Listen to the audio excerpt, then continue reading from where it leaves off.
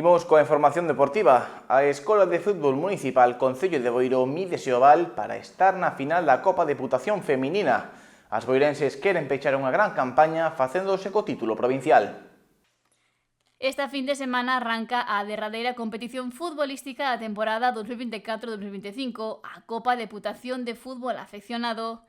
Este torneo cumpre xa a súa 33 edición e un equipo da comarca loitará por facerse co triunfo o Escola de Fútbol Municipal Concello de Boiro. O campeonato reúne os equipos campións das 4 grandes zonas da provincia, a Coruña, a Costa da Morte, Ferrol e Sar, e dispútase en formato de sede única cunha xornada de semifinais e outra de finais. O campo municipal da Marola, no Concello de Oleiros, será o escenario no que se coñecerá os campións desta edición.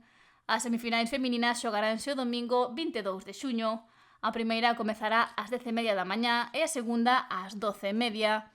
Nunha veranse as caras a Sociedade Deportiva Oval e a Escola de Fútbol Municipal Concello de Boiro. As boirenses, que remataron a liga o pasado 11 de maio, pisarán novamente o verde para medirse a un rival xa coñecido. Na primeira división feminina vironse as caras en 2 ocasións, cun empate e un triunfo para as do Barbanza. Agora os dous equipos enfrontaránse novamente por facerse cun oco na final da Copa Deputación. Ali disputaránse o título coas vencedoras do duelo entre o Victoria e o Dumbría.